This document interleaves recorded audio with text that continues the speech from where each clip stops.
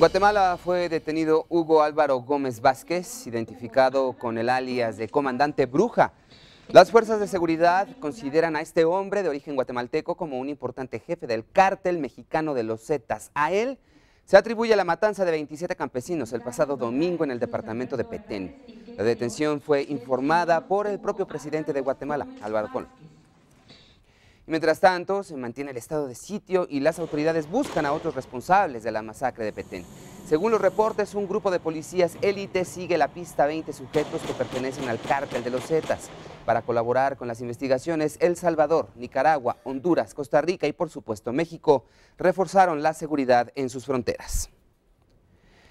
Y algunos consideran que la violencia registrada en México traspasó la frontera sur y alcanzó a Guatemala.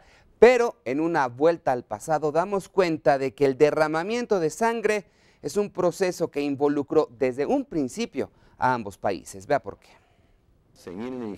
La suspensión de garantías decretada ayer por el gobierno de Álvaro Colom en la provincia norteña del Petén a raíz de la matanza de 27 campesinos en una finca ganadera ubicada en este departamento guatemalteco y la detención de Hugo Álvaro Gómez Vázquez, presunto líder de una célula de la organización que habría perpetrado el crimen, son signos que muestran que la inestabilidad existente en México, producida por el narcotráfico y por la guerra emprendida contra él, ya ha trascendido las fronteras. El Petén de ahora ya desde hace está siendo agredido fuertemente por las bandas de narcotráfico y crimen organizado, particularmente los Zetas y algunos carteles de cocaína. La violencia desplegada por el crimen organizado obligó a las autoridades guatemaltecas a tomar medidas extremas a pesar de encontrarse en una coyuntura política extremadamente delicada. El problema se da en un momento extremadamente complejo en la vida de Guatemala porque están en pleno proceso electoral, un proceso que implica siempre dificultades para el control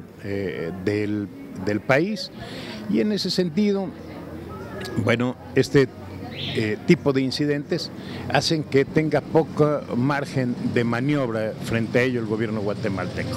La organización criminal conocida bajo el nombre de los Zetas, a la que se le atribuye la autoría de esta matanza, tuvo su origen cuando tras la aprehensión de Juan García Ábrego, Osiel Cárdenas Guillén tomó las riendas del cártel del Golfo y buscó construirse lo que primero sería su escolta personal y después el brazo armado de su organización a partir del reclutamiento de militares integrantes de unidades de élite de los ejércitos mexicano y guatemalteco, concretamente del Grupo Aeromóvil de Fuerzas Especiales de México y de los llamados caiviles de Guatemala. Años después, tras la aprehensión de Cárdenas Guillén, los Zetas fueron adquiriendo una existencia cada vez más independiente del cártel del Golfo, hasta que en la actualidad constituyen una más de las numerosas organizaciones criminales autónomas a las que combate el gobierno de México y ahora también el de Guatemala.